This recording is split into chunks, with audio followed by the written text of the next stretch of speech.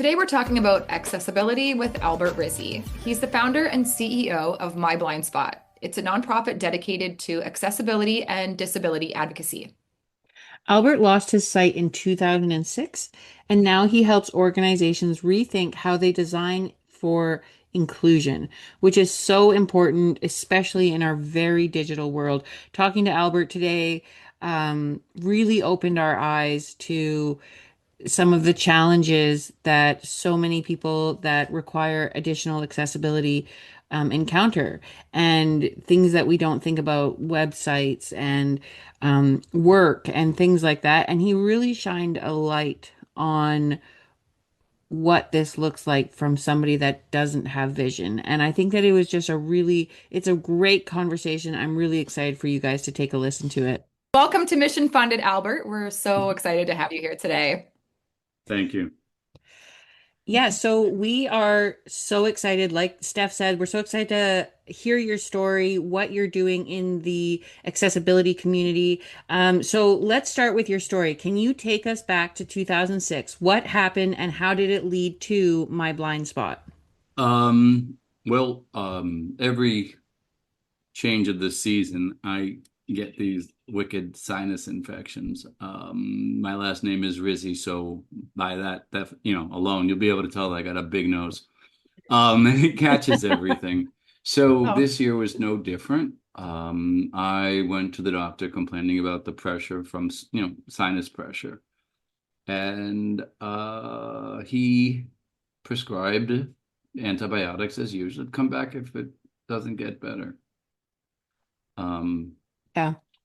yeah, I'm kind of a person who just plows through. And at the time, I had been the principal or executive director of an after-school pre-K program in the South Bronx, and I lived in the East Village and was driving up and down the FDR Drive into the Bronx over by Yankee Stadium, East Tremont area. Hmm. And didn't dawn on me until after we figured out what the problem was that driving back and forth wasn't a good idea. December 9th, 2005, I had insufferable pain, really tremendous headaches, oh. and have no recollection of it at all. I Mm. think I lost memory from December 9th until January 6th. Wow. Um, yeah, anyway, so that evening I was rushed to the emergency room. Um, I had a seizure when I got there. At the time, again, we thought it was a sinus infection. The nurse goes, "This is no sinus infection." Oh no. Um, yeah, they started spinal taps. I had a one spinal tap came back negative. Another was done and it came back negative. Uh, Wow. they did a third that came back positive, and they went for a fourth just to double check. And then I begged for the fifth. Hmm. And by the time all those tests were done, and I don't understand why the first two came back negative. I think it was 9, 10, 11, either around the 12th of December 2005, might have even been the 13th, and it was a lethal form of meningitis. Oh my goodness. Um, Wow. and I had, in fact, started to die. Oh my Um, gosh. yeah, I went into the hospital December 9th, as I said, about 195 pounds. I'm 6'1" Mm. and 20/20 vision. I did wear glasses just to correct astigmatism. Hmm. Um, and the week of Christmas, they came in to read last rites. Wow. Oh my And gosh. yeah, I am mom, who would make a sailor blush, asked them to leave in her colorful way.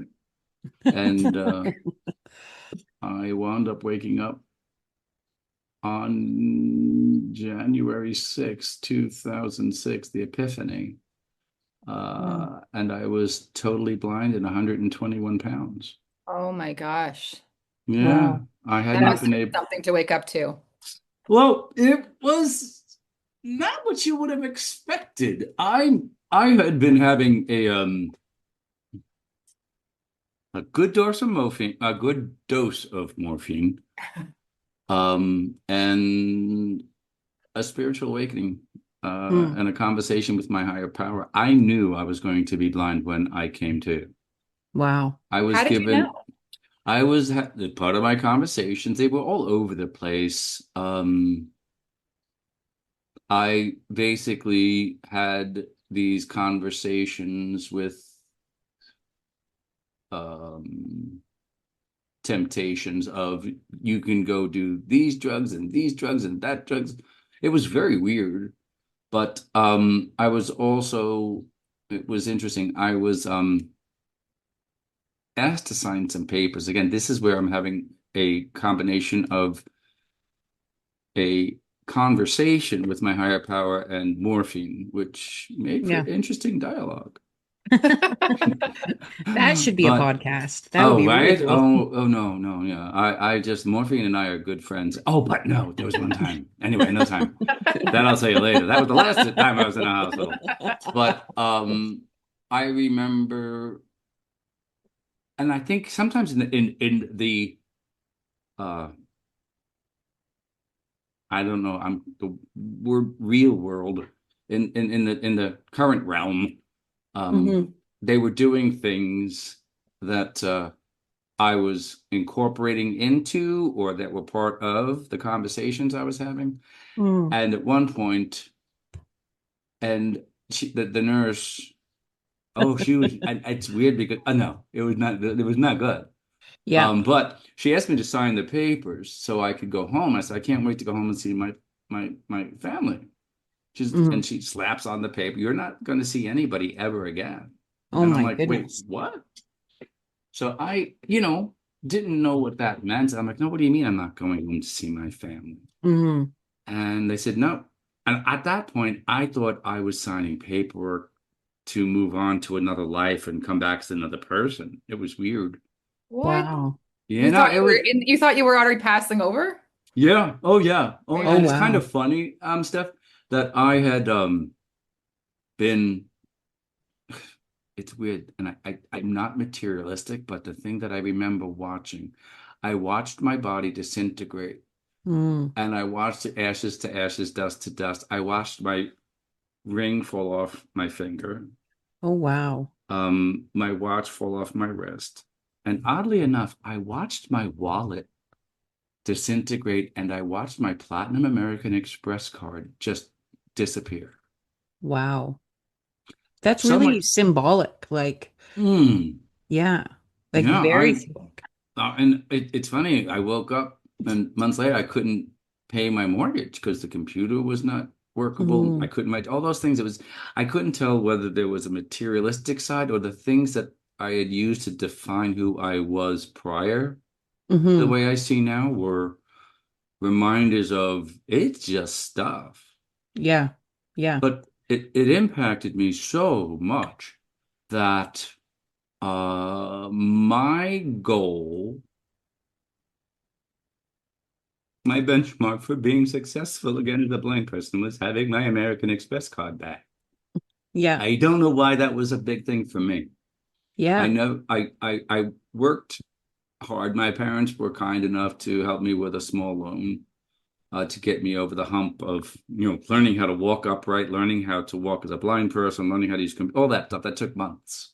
Hmm. I can Um, only imagine. I did it pretty quickly though. Grass doesn't grow under my feet, but Hmm. um I had never declared bankruptcy. I kept making my payments as best I could to my mortgage, but then that's a whole nother podcast too.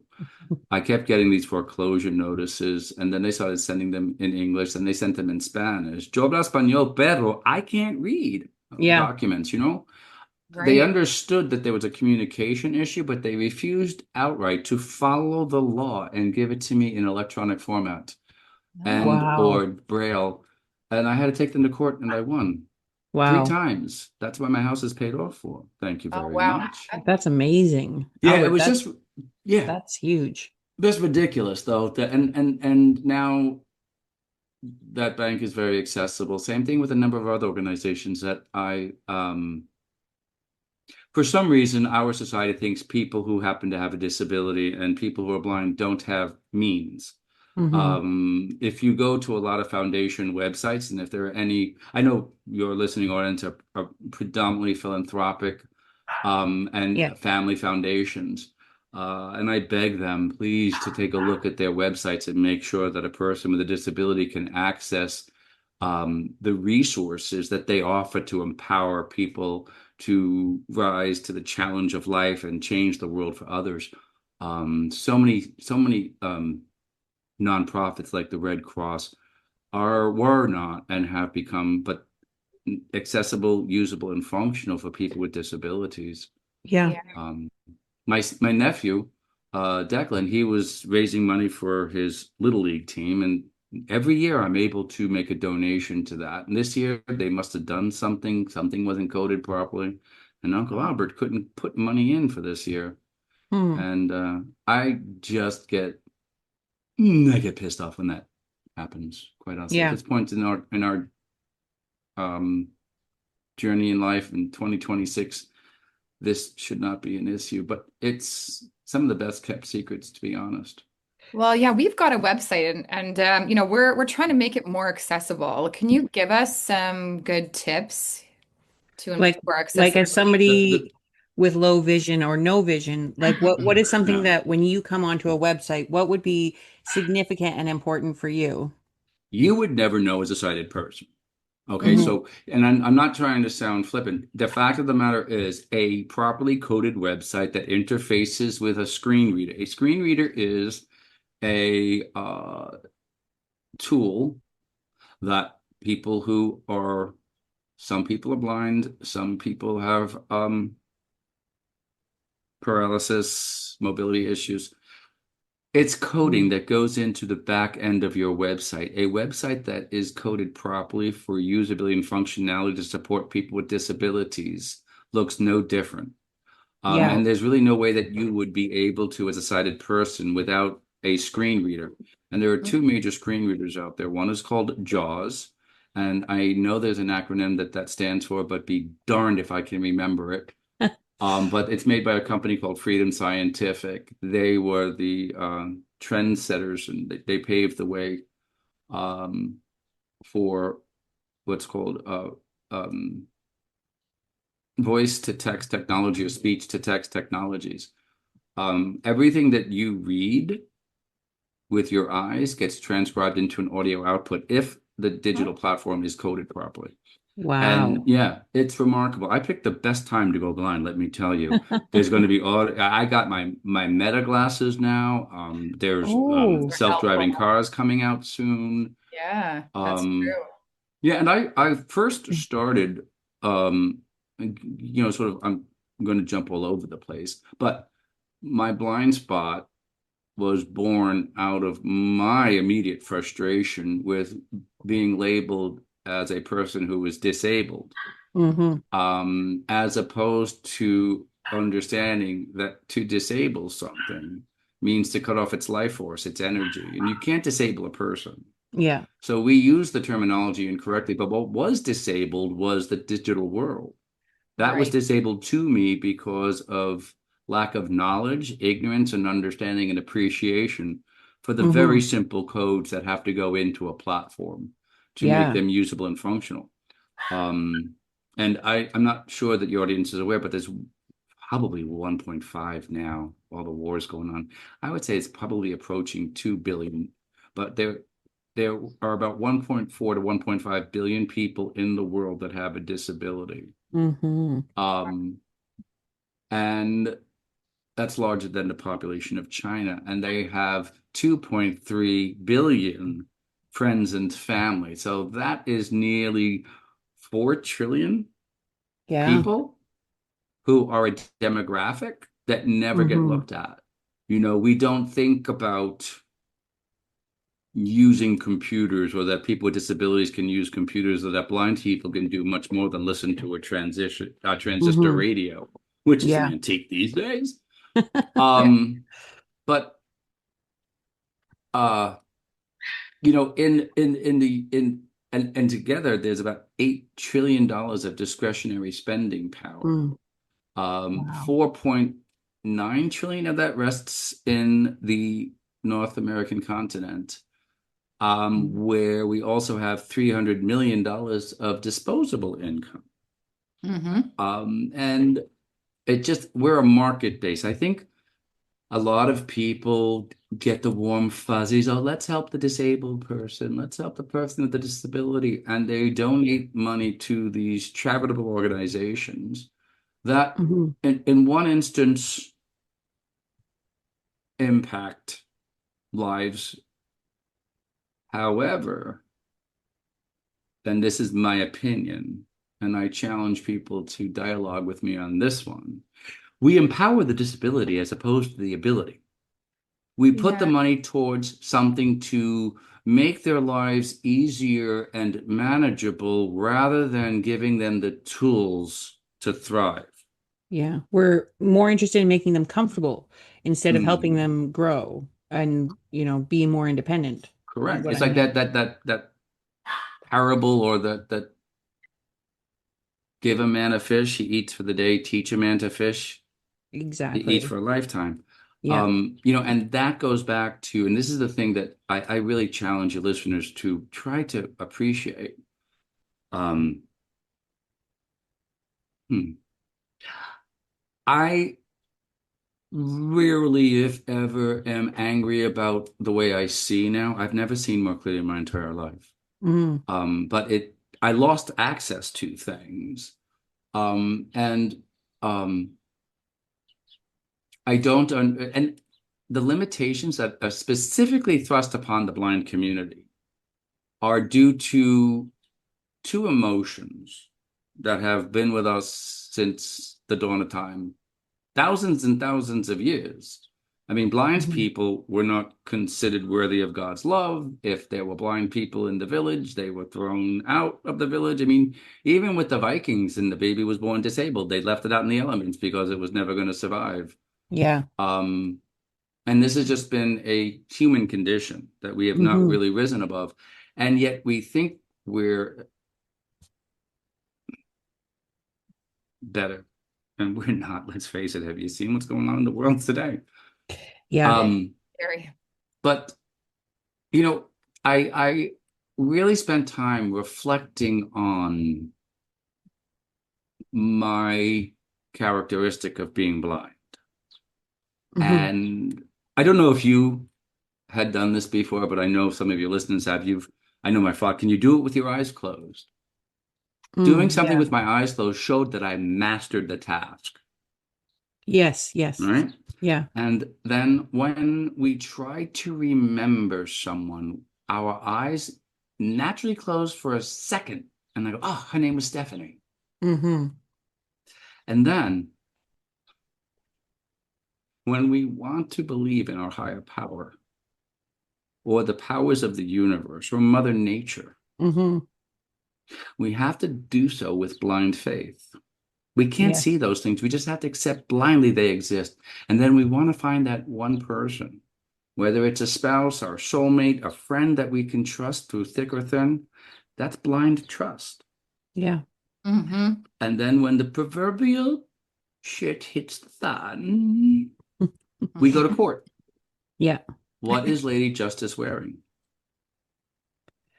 Not a Chanel number. She's wearing a blindfold. Oh, that's right. Yes. Yeah.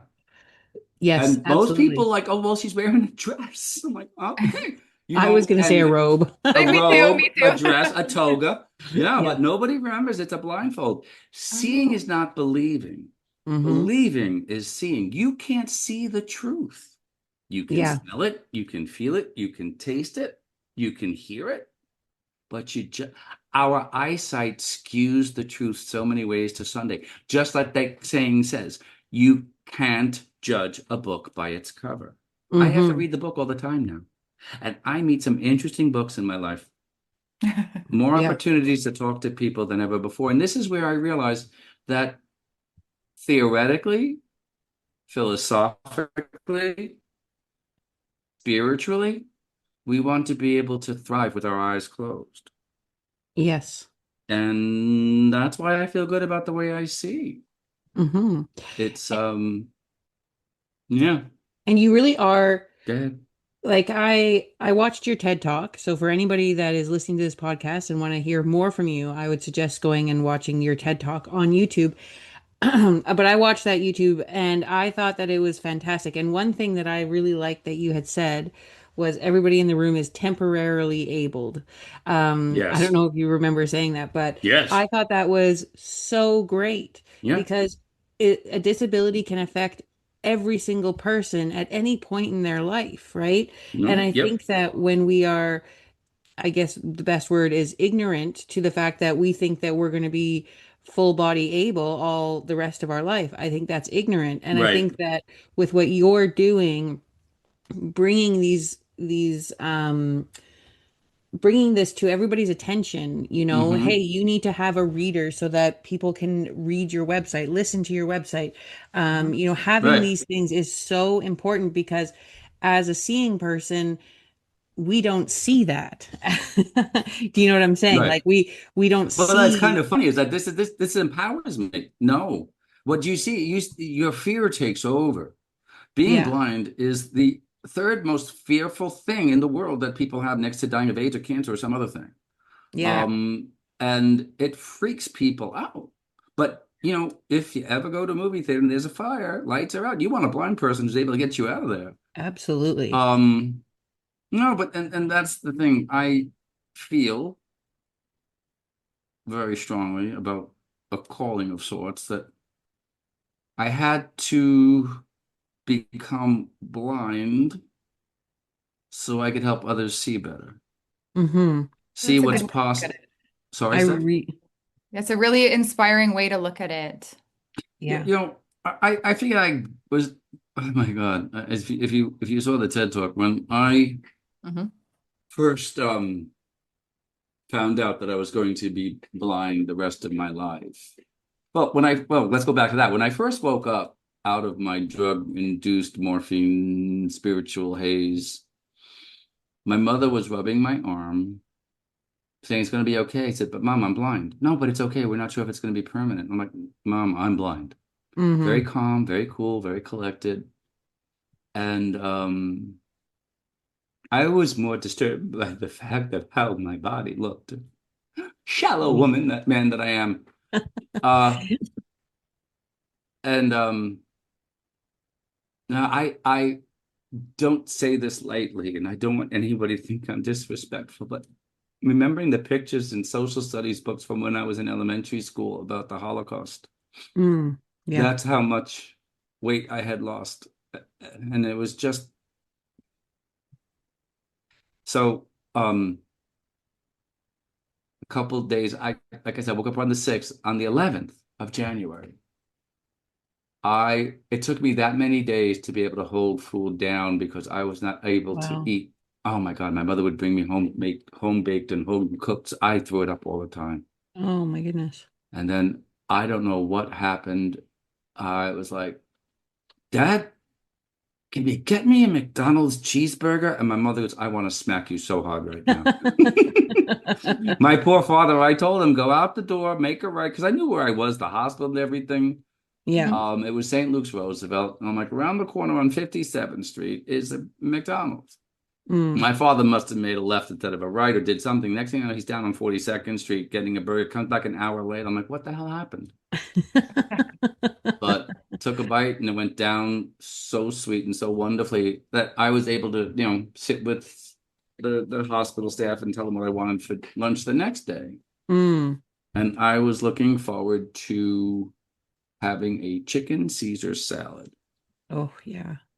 And the doctor came in, um, said, do you mind if I look at your eyes? I'm like, no.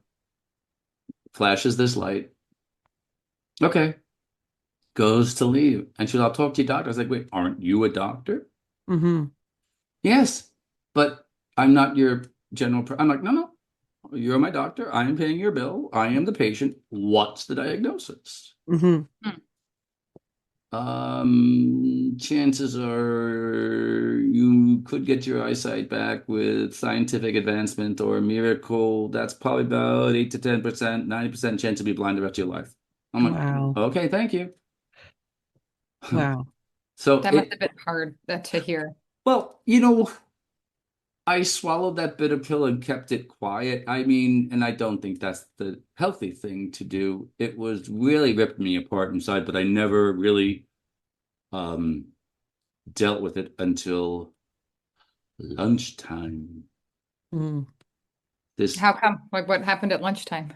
funny you should ask. This woman comes in, elderly woman, volunteer, bringing the lunches, and she goes, "Here's your peanut butter and jelly sandwich." I'm like, I didn't effing order that. And Yeah.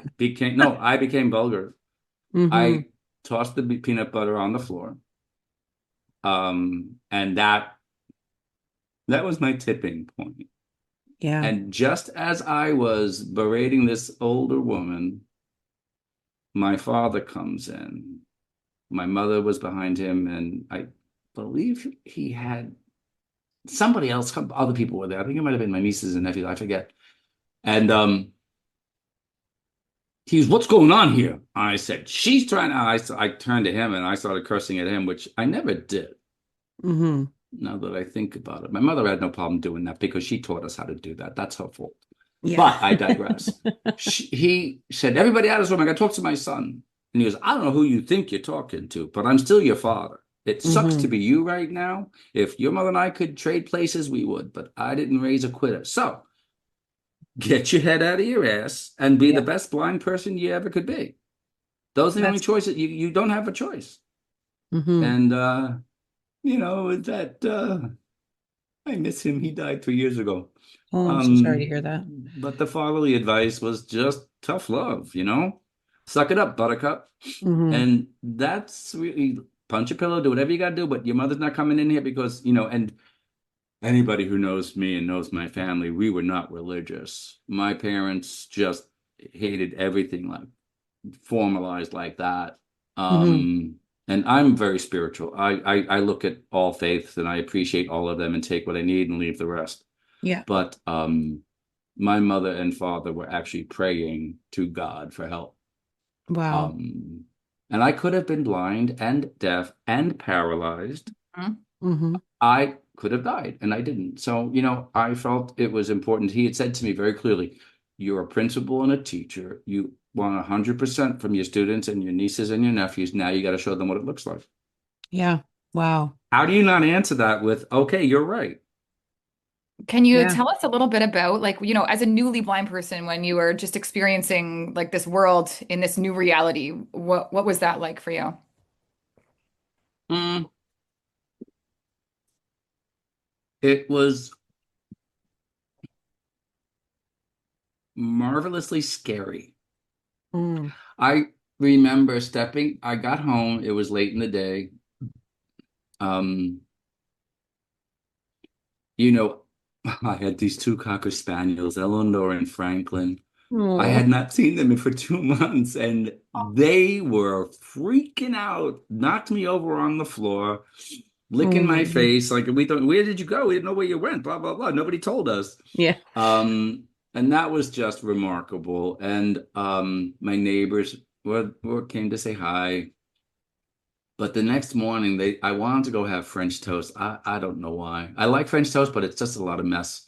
So I'm standing on the front porch. I lived on 13th Street between First and Second in Manhattan, Mm-hmm. Wow. and my doorstep was facing south. So I'm at the top of the stoop. It's one of those tenement buildings, like whatever. And I'm standing. My friend says, "Stand here. Don't move." I'm like, "Oh my God, this is gonna be crazy." Still. So I'm standing still. I'm like, "What the?" He sees me waving my hand out. I'm like, "Why did they put heat lamps out here?" He goes, "What are you talking about?" I said, "My face is on fire." The sun. I had Oh. never felt the sun like that before. I could feel the sun going in, clouds going in front of the sun. All new sensations. My entire body was awakened. All of my other senses were used for the first time so That's incredible. predominantly. And I go back to the primal, you know, caveman type. Before we domesticated the wolf, Hmm. we used all of our senses. Like the Native Americans would listen to the rumblings of the ground to see where the buffalo were, the horses were, and all those things. Listening to the wind, the smells, all of those were innately part of who we were as uh, early humans. Yeah. And then once we adopted and domesticated the wolf, our eyes were what we used. And by the time you see trouble in those days, it was too late. Yeah. Our eyes were the last thing we used to sense trouble. It was more about using them to get away from trouble that we smelled, that we felt. You know, that sixth sense, that pit in your stomach. Yeah. We all have that, but we've shied away from that because of societal influences and dictates about how blindness is a bad thing. It's a curse of the family. Hmm. And yet, if you take a look at like mythology, whether it's Viking, Greek, Roman, they called them seers. A lot of the Yes. seers were blind, Hmm. I was just thinking about that right? in a movie. I don't know which one it was, but actually, I think it was Rogue One in Star Wars, which is really random. But Yes. the best fighter was completely blind.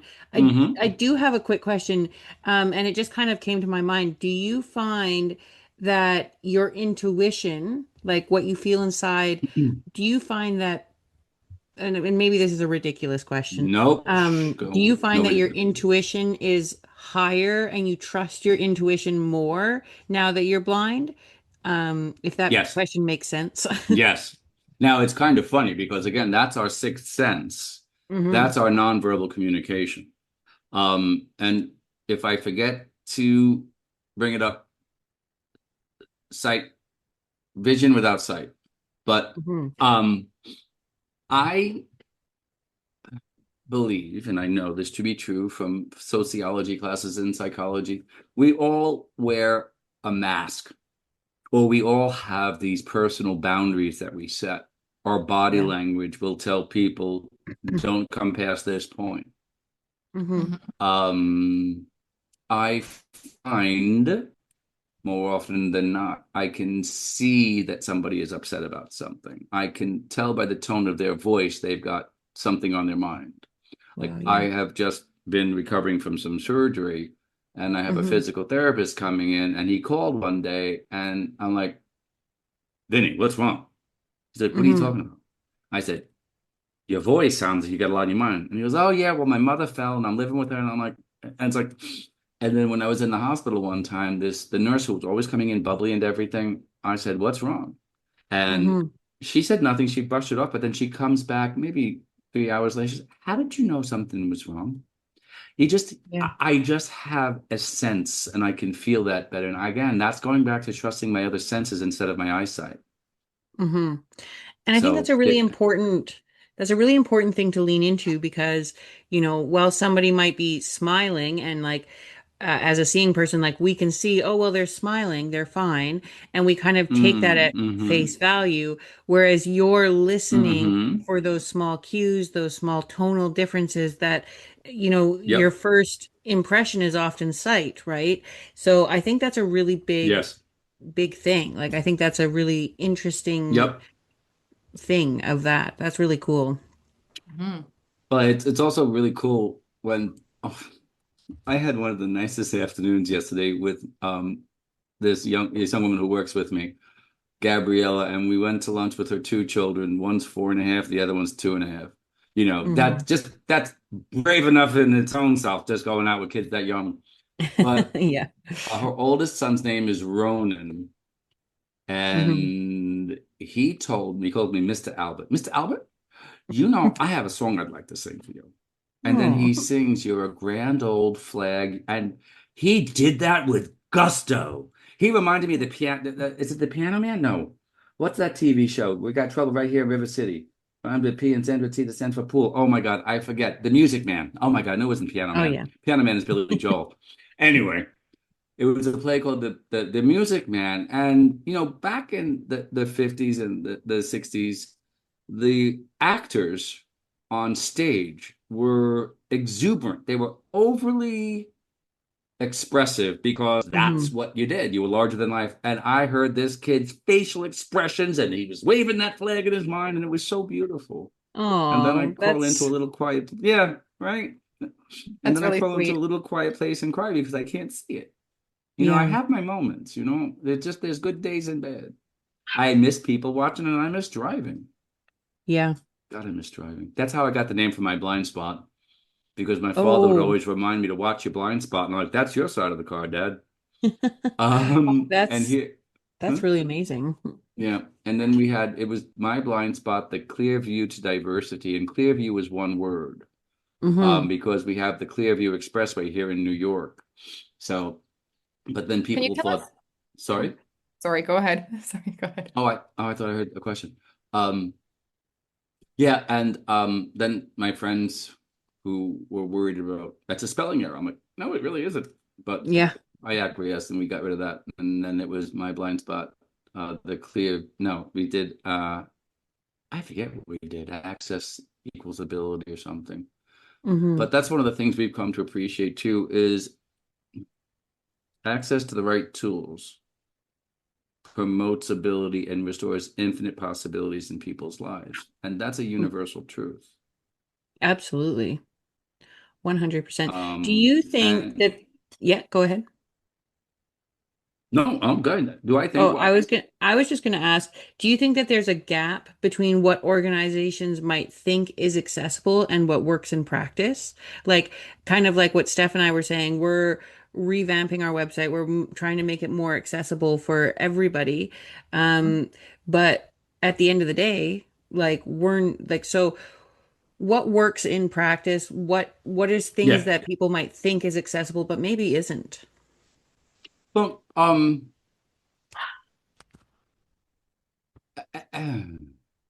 it's just this is why I started talking about being temporarily able. All Hmm. right. There's going to be a huge influx, expansion of the disability community because of baby boomers. Yeah. Oh, All right. yeah. And when you had touched on it before, um, and it was disability does not discriminate. Yeah. It accepts blacks, whites, Asians, everybody in the ethnic stream. Hmm. Doesn't matter whether you're a male or a female, gay or straight, young Hmm. or old. It creeps into your life either through birth, Hmm. accident, illness, or age. And this is what I started speaking to very intentionally, which is why I started working with major corporations, multi-billion-dollar corporations. We made QuickBooks accessible for the first time because as a Wow. business owner, I needed to manage my finances. You can't be Wow. successful in business unless you can manage your finances. And blind people were not able to keep track of their finances. Yeah. Um, American Express, when I told them I wanted my credit card back and Hmm. it disintegrated, and I filled out an application. They said, sorry, you used a credit consolidation agency. I lost it. I'm like, yeah, I didn't declare bankruptcy. I didn't take, how is it that I'm being punished for 7 or 8 years to do the right thing Yeah. Hmm. as opposed to declaring bankruptcy? It would have been easier for me to do that. And I wrote a Yeah. letter to, and I think I have it in my computer somewhere. I wrote, and whoever it was that I reached out to said, you're right. And I Hmm. had gotten that back. It was a day and a half for me. Oh my God. And then to have them as a client to make their website accessible and get awards for the usability and functionality. Wow. Just ended our 30-year relationship with them. And this is the weird thing about the work that we do at My Blind Spot. We want to be out of business. I want to educate Yeah. everybody so they can fish for themselves. Hmm. Um, and that's, you know, there's really not much people can do except look inward at the community of people they serve. Yeah. Look at people intentionally who are different. And that's why this whole thing about diversity being an albatross is just ridiculous. Ever Hmm. since the pandemic, which the silver lining for me in the disability community was that we really, I'd say we as a society, really need to take a hard look at remote access. Yeah. So many times, a person who has a disability, I don't care whether they are in a wheelchair, uh, paralyzed in some way, shape, or form with their arms, blind, and we get a job. Yeah. Getting to that job is half the battle. Hmm. Forget trying to secure the job, but once we get it, your turnover is going to go down.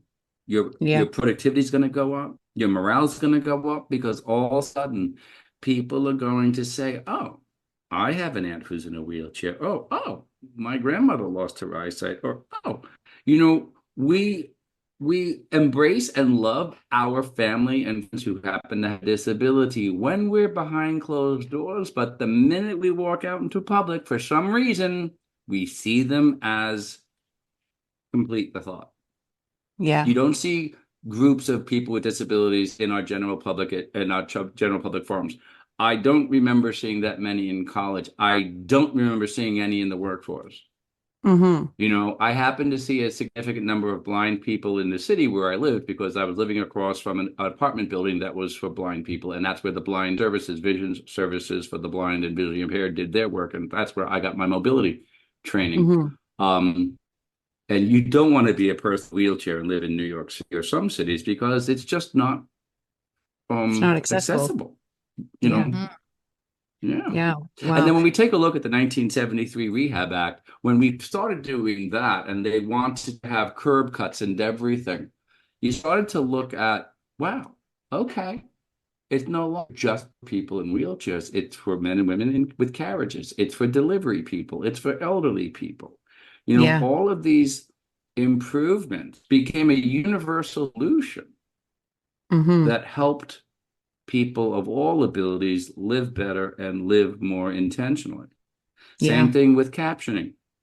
I Mhm. remember when it first came out in the 70s on PBS or whatever channel we happened to have that had it. Now you can't go to a sports bar without it being on all the time Yeah. Yeah. because everybody's getting too drunk and too loud for their favorite team to not to catch what the announcers are saying. And It's a the same weird. thing, everything that I use has it's a weird. Sorry, I was just going to say just a quick comment, but it's not really necessary. But I was going to say Yeah. I watch everything with subtitles, and when this is a weird thing, and maybe you can help explain this. Mm-hmm. But when the subtitles Good. are off, it literally feels like I can't hear anything. Isn't that so weird? Maybe it's not. I don't know. But in order for me to Um, like hear well, and process, I have to have the subtitles. well, and that's another thing. Subtitles help non-native speakers in whatever country they're in learn a language. Yeah. And it also helped my partner, Jonathan, was is dyslexic. He Oh had it yeah. on all the time. Yeah. So there's a lot of value there. Now, this is where I have when let me think about this. It was 2008 or maybe 11. I forget. It had to be 2008 or 9 when I got to see the first iPhone, and I thought, wow, I'm never going to be able to use one of those days. And my friend was sitting there pinching his fingers and doing all the tricks that it did. Apple really blazed the way for speech to text technologies. Their Hmm. voiceover option really set the bar for digital inclusion. Then we started doing everything was hands free. The Yeah. minute it was mainstreamed, all of a sudden, cost factor to make it disability friendly or friendly for people who have a disability, it becomes so much more expensive just because they're designing it for a person with a disability and all the costs fell out. Everything is built into the phone. The iPhone and I think some of the Android phones, you can go into your general settings they have an accessibility folder where Yeah. you can set it for somebody who's blind, low vision, deaf, paralyzed. It's Wow. remarkable. And all Interesting. these things were accentuated all the more during the pandemic because now everybody had to work remotely, and that opportunity really got all the crap out of the way about how blind people need to show up at work. And that's another thing we've learned, that you can be more productive. That whole opportunity that came out of the pandemic for people with disabilities, one of the silver linings I want people to know about is it created an inclusive digital environment for those of us who require technologies to execute in life. Yeah. Actually, I'm gonna further ask you. So, as we're kind of discussing this, we live in a digital world. Like everybody is, Yeah, it's very digital. Um, so like that digital accessibility, that is, it allows you and other people that might have restrictions, it allows you to feel, how does that make you feel when you're able to use something, and does it make you like, does it give you empowerment? Does it empower you? How does it make you feel? yeah. Well, as to the right tools, promotes ability and restores infinite possibilities. That's my mantra. Yeah. It Hmm. allows me to be independent. And I really want to scream when I hear somebody go, well, don't you have somebody with sight who can help you? I'm Yeah. like, excuse me, I'm not 5 years old, but my inner Hmm. child comes out. I do it myself, mommy. I don't need help. Yeah. All of us still have that kid in us. I don't want somebody helping me with my stuff.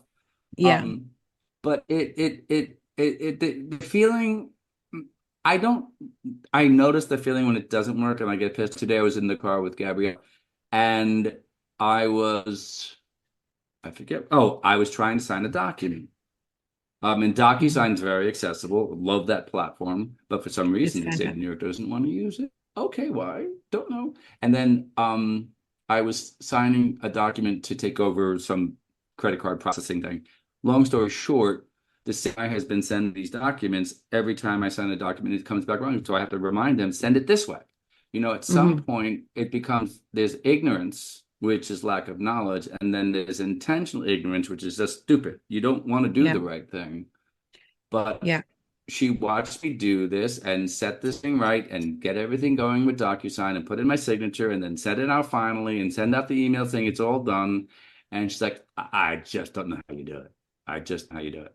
Yeah. And it works. Yeah, no, DocuSign is Okay. amazing. And it does give you like a sense Yeah. of independence. And, we look back Yeah. even, I want to say 20 years ago, maybe more, Yeah, where no, things weren't I as agree. accessible. And the fact, I'm No. just going to kind of bring it back here, the fact that you saw an injustice with, your credit card, your house payments, all those things, and instead Yep. of metaphorically speaking, rolling over and just kind of accepting your quote unquote fate, Yep. you questioned it and you fought for it, and you weren't Yes. just fighting for yourself, Yes. you're fighting for your entire No. community. Because I feel that, Absolutely. yeah, when you went and you spoke up, it changed the way people think, right? Before they might have been like, well, Mm-hmm. why is this our problem? This isn't our problem. He should have had somebody reading Yep. his mail. No, like that's not how we should ever think about somebody or somebody's situation. Yep. We don't know who's Well, there to support. And so I think that was really amazing of you to show up thank for you. yourself, but your entire community as well, and poking holes where they needed to be poked so that, we can see the issues. And you're saying, look, this is where the issues are. We want to be independent. Like the moment you got your diagnosis of being blind, you weren't like, oh, well, my life is over now. I guess I'll sit home and sit on a lazy boy for the rest of my life. You went out and did something. You Yeah, I know, changed right? things. Yep. Yep.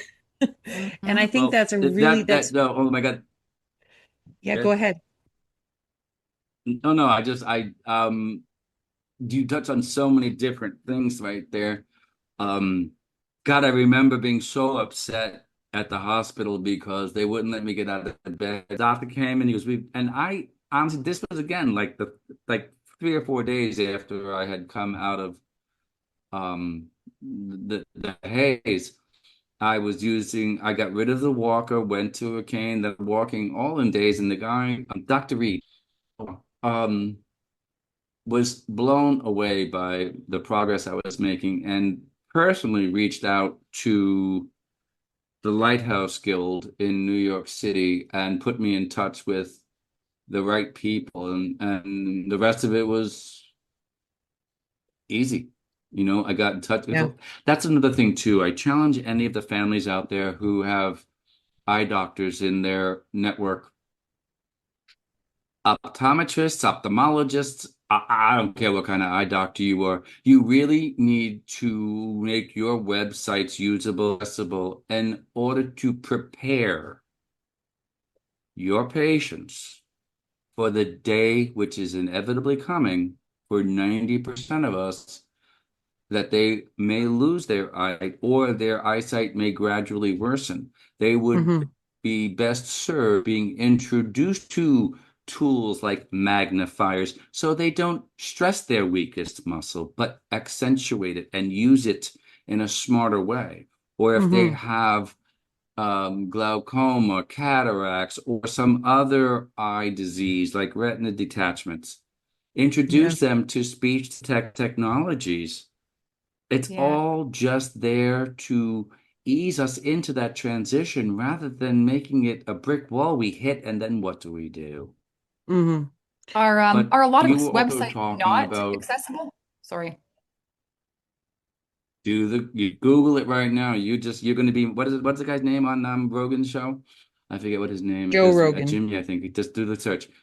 Joe Rogan, but who's his sidekick that does all the research? I forget. Oh, I'm not sure. 80% of the websites in the world are still inaccessible. Yeah, 80%. that's too many. And what about Let me the put it role to of you this way. AI? I work with the state of, Sorry. oh my God. It's still, no, don't be silly. It's good. I am going into that good night slowly. I don't know, but that I'm using with the meta glasses, I still have not tapped into the full value that they are. Hmm. Um, but I'm able to read all of my mail now. I was doing that with another. Microsoft had something called Seeing AI that was a software program developed by a blind person, a blind Oh, inventor. Um, there's so many tools, and that's another thing too. As I was talking before, as I was looking for reasons to not hate being blind, I did significant research on the number of people with disabilities throughout history that impacted human condition and improved the world. A lot of people yeah. don't know that Einstein was dyslexic. Share. Yeah. And I used to tell Richard Branson, but until I heard he hung out with Jeffrey Levinson's, I said no. Um, I think the very first reference of a person with a disability was an Indian queen, who law. It was a poem. A lot of the way the Indians' history was they had these like long stories, but this one poem was about this queen who lost, I think it was her left leg, I don't know, one below her knee.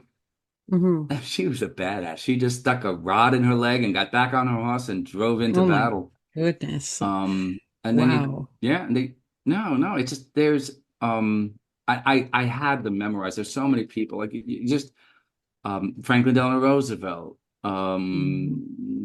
John F. Kennedy. They had all of these, you know, uh, disabilities, and Hmm. they still made, and like Winston Churchill.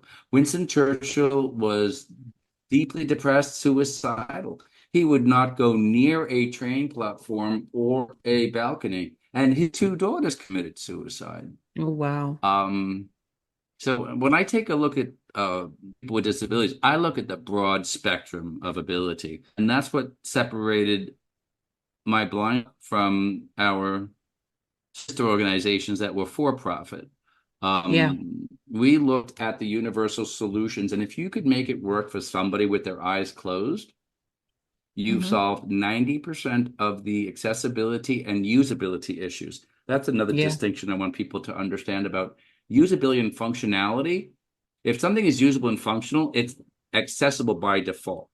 If Yeah. something is accessible, it doesn't mean it's usable. That's changed, but I have intentionally started using usability and functionality as the benchmarks. And when we look at the usability and functionality from a digital perspective, we've covered 90% of the ability spectrum, as well as improved the usability and functionality by 10% for the temporarily able. Yeah. And we talk about making the platforms digitally equitable. Hmm. That's a financial term. That's a C-suite buzz term. When you make things equitable, that means you're improving and building on the investments they've already made. Just by improving these coding issues, improving Yeah. on them, you open yourself up to a market base of 3.7 billion people around the world. We Wow. all have to shop for clothes. Yeah. It's better to, instead of defending yourself with a lawsuit, which most corporations have tons of lawyers who are just there with a budget just to defend themselves because they don't want to change the way they do things. Yeah. Mhm. And if we make our website more user friendly for baby boomers aging into this community who have amassed the most wealth in human history, Yeah. who are having to work longer, later, blah, blah, blah, finish that sentence for yourself. Hmm. If we don't get on board with this now, forget those of us who, aren't baby boomers, and you're going to perpetuate that societal deprivational disability. I don't want to be dislabeled, Yeah. and that's what we do. And I think that the baby boomers of this world, coupled with the Gen Xers, is that what they call them now? Or Gen I think so. Zs? Yeah. Oh, Yeah, Gen Z. Yeah. yeah, the younger generation, they grew Hmm. up with the internet where they have friends all over the world. Hmm. That's why they're more accepting of Yeah. gender bender conversations. That's why Mhm. they're more accepting of people of different colors, different ethnicities. They've got friends in all over the world. Yeah. So the younger generation and the generation aging into this are going to be that perfect storm where people with disabilities are going to take their rightful place in society once and for all because they want to celebrate the differences and understand who they are. Yeah, absolutely. And they have the voice to speak it Hmm. because, I am a proud millennial. And, half of my childhood was spent with no internet, no phones, nothing. And then, as like a young adult, that kind of came into it. Yep. But, as somebody that grew up and I see so many people around me and my older generations and all that, we believed and we were taught what our parents told us, right? And if our parents believed one thing, well, we believed it too. But Right. now because Gen X has all of these resources, they have the internet at their fingertips. Oh, now they can form their own opinions and they're becoming more individualized, I believe. Yes. And I think that, and speaking of accessibility and there's a broad spectrum of things from blindness to dyslexia to ADHD, all Yes. these kind of things that there is so many times where we need to be accepting and we need to alter how we like I have ADHD myself, and when I was a kid it was kind of Nikki, stop wiggling around. But now my son has ADHD as well, and he has an IEP where, oh, you need a wiggle break, then go walk around the school. Do you know what I mean? And so I Yeah. feel that A fidget. accessibility and our understanding of accessibility and our understanding of needs is only going to go up because, kind of like what you said, we're spread out all around the world. And if somebody in China has an opinion, well, I can watch that opinion on my phone. I could not do that as a child and Yeah. or a young adult because that wasn't available, but now it is. And I think that especially with my blind spot and you bringing these things to the forefront, having a TED Talk, doing all the great work that you're doing really does shine that light on we need to do better and we can do better. Yeah. And there's just these small, like sometimes it's small, sometimes it's big, but there's changes that need to be made. And I really love that you are coming out and discussing it and shining that light on credit card companies and Yep. mortgages and all these things. I know Well, I go on tangents sometimes. no, I no, no, apologize. tangent away because again, there's some, I'm going to say Temple Grandin. I don't know if you know who she was. We're going to come back to her. Stephanie, please make a note because I don't have a note. I want to come back to her. But you were just talking too about millennials. My, when I was a kid, my parents actually bought encyclopedias, but within 3 years, they're outdated. They're not up to date, and I think about all those things that we used to read when we would do our reports. I'm 62, and Hmm. my partner, like you, uh, was born in 1990. Yeah. I'm not a cradle robber. He's a crypt robber. He likes Love older guys. it. I don't know what his problem was. Anyway, but he um started using computers. I didn't have computers in college. We were using Selectric typewriters back then. Hmm. Yeah. Um, so the whole computer slash internet thing was very interesting because again, you're right. And that's one of the things. It's a wealth of information in my hands. I'm like, yes, but there's no uh guidelines for that information. Yeah. And sometimes we are taking people's opinions hook, line, and sinker and not working on facts, Yeah. but that there is a lot more. And I think that's what's unified and brought people together because they're able to reach out and touch somebody digitally and make friends. There aren't those needs anymore for us to be next to each other. Like when I was a kid, you wanted to go over to your friend's house to play video games. They had to have a video console. Otherwise, everybody had to come to my house. Yeah. And now they can play video games around the world together. It's weird. That's so Yes. alien to me. Yeah. But I just there's such hope, I think, in the younger generation and the digital dependency that we have in the older generation aging into this and relying on digital technologies to execute in life that they're going to miss it and say, huh, why? And there's no reason why that should be. Hmm. Yeah. There is no reason that why that should be. That's very But we're that's talking very about, true. again, Temple Grandin. I watched a show about that woman. I think she had severe autism. Yeah.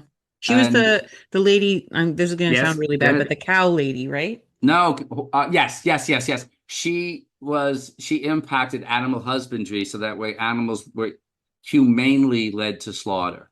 You think Yes. about people like her, and if we don't create these accessible environments, we're going to miss the Temple Grandins and the Albert Hmm. Einsteins of the world. And Absolutely. that's not a world I want to live in. No, not at all. It's so true because yeah, I think she was autistic and Yeah. she kind of put herself like she had overstimulations and so Yep. she kind of allowed people to see what that looks like. Her story is quite amazing. Quite amazing. And of No, course, like no. you look at somebody like Helen Keller who also is a pioneer with accessibility as well. Yep. A lot of people And don't know that Anne Sullivan was blind too. oh yes, she had Yeah. Anne Sullivan was Helen Keller's teacher. Teacher. Yeah. Yeah, and she was she completely blind or just low vision? I think she had low vision. Yeah, but a lot of people don't know that. And it's like, and a lot of people don't know Helen Keller was a handful. But Yes. women made great strides and a lot of the advancements that for blind community were definitely championed by Helen Keller and Eleanor Roosevelt. Mm-hmm. Yeah. Yeah. Well, I like Helen Keller's story because I think Mhm. before, you know, as when she was a child and she was deaf and blind and as what they had called dumb, but they would have written her off and put her in an asylum. Yes. And I think that she showed she was a well, the reason I called her a pioneer was because I think she showed what people with disabilities can do. Like everyone had written her off as we'll just put her in an Yep. asylum, she'll live out her life. But But she showed people she can read, she can write, she has thoughts of her own. And I think that to me, why I called her a pioneer was because she yes. was one of the first people to show the world like I'm not useless. Like Yeah. I Well, have and thoughts. when you talk about pioneers, Anne Sullivan was a pioneer too in that regard because this is where the Perkins School for the Blind based in Massachusetts Hmm. started, Yeah. and yeah, and it's just again, that's another thing that I understand it's important for us to have specialized trainings or teaching, so to speak. But, Mhm. you have to be in the general population to be able to normalize what we are and who we are. Hmm. But yeah, she was a pioneer, and one of my favorite quotes from her, from Helen Keller, is the only thing worse than being blind is having sight but no vision. Yes. What a And I have, beautiful, that's so you beautiful. know, and I have a vision for all things possible, and my ability to focus my vision in a way Hmm. is what drives me today. Like the reason I'm hoping. No, my God, there's so many things that pop into my head with you. So one of the things we're going to do is I had spoke to Samuel, our mutual friend, Hmm. and I want to see how we could look at the website. I have some people who, if we do a quick test, would be able to see if there are issues. And I would avail myself to any of the listeners out there who are interested in taking up my challenge of making your website accessible and usable to people with disabilities, because we do run our own nonprofits and we do need support to advance inclusion for people with disabilities. Um, Absolutely. I we, think that's we great. we could take a look at the website, and then if it's not working to our standard, we have people who could fix that, Hmm. and make it so, and then we could tout about it everywhere we go. But Yeah, and encourage others to do this. Like yeah, I love that you put that shout out in there because I think that this is really bringing to light, we at Grand Advance, we never want people to feel not no, included. Mm. And when we kind of were like, oh, our site's not accessible. Well, we had our we're all literally we're in emails right now discussing how we can make it more accessible. How can we make this website better? And you are a fantastic yeah. resource and for everybody. Like I think it's beautiful. It's Well, absolutely amazing what you're doing, Albert. the concept of nothing about us without us seems to really fall on deaf ears, no pun intended, when it comes to some of the for-profit accessibility firms. Yeah. And they're also bending the knee to the almighty dollar. And I might have cut my nose off to spite my face a few times by walking away from clients because they wouldn't do it the right way. But Hmm. if you don't enlist the services of people who are themselves dependent on the technologies, who are stakeholders in the outcomes, you're only going to get a Band-Aid fix. You're not going to get somebody like a colleague of mine, Jeff Weldon, who's paralyzed from the neck down and uses eye gaze technology. Wow. He's my best worker. Or oh my God, all the names keep coming in and out. I got first names but no last names. But blind people who use the technologies and are proficient in them. I caution people against, I've seen the state of New York do this, I've seen American Airlines do this. Just because they hire a blind person, they think they've solved their problem. Not all Mm, blind people are the same. exactly. Yeah. That's a funny thing. That's the way it is around the world. But Hmm. you got it. And we have been able to teach, like you were saying, is there a way? Yes, there is a way for you to get a JAWS program, or another one's called NVDA, which is a open source platform that was started by Okay. two blind gentlemen. But these platforms need to have, and to be funny, they need to have certain functions disabled so you can Hmm. use them to test. But, Oh. and let me tell you, there are very few sighted people in this world that I know who can both look at the screen and hear what's going on, because those two senses Hmm. really don't work well together. You're hearing one thing but seeing another. Yeah. Um, so, Interesting. it can be done, but again, I think nothing about us without us. You really need to have some stakeholders in the outcomes take a quick look, and we will do that. Once I've reached out to the team, we're going to do that. Yeah, Um, absolutely. I'm very much looking forward to doing that. Mhm. Um, now, Albert, we've been talking about my blind spot. We've been kind of going around it, but what I want our listeners to understand, can you tell us what does my blind spot offer? Like we've discussed it, but I want to make sure that everybody that's listening to this podcast mhm. understands what my blind spot does, and if they want to donate or help how they can, Yeah. then they know exactly what to do.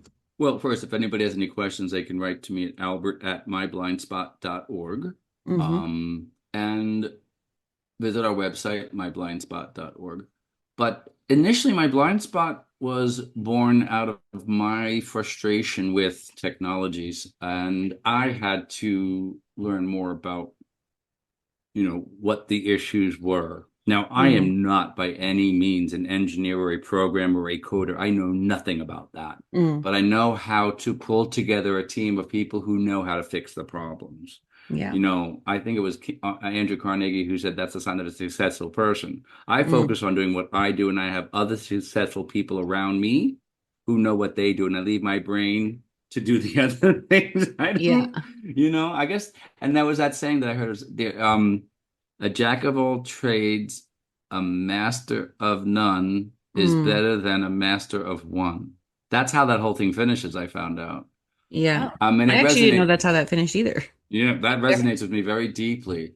I never quite heard it in its entirety, but Hmm. yeah, I just there are people who want to master that. That's fine. Then we will funnel the direction there. There are people like Mark Balsano who head up AT&T, good friend of mine. He created the entire accessibility division. Was there for 40 something years.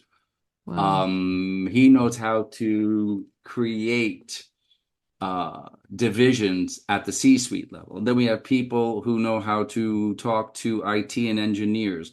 It's a matter of understanding how disabilities touch every division and everything across the C-suite spectrum and where it lives. And Yeah. it can't live in just one place because it's multifaceted. But we initially started doing that, and then we started looking at inaccessible platforms. I had told you before we made QuickBooks usable and accessible for the first time in its history.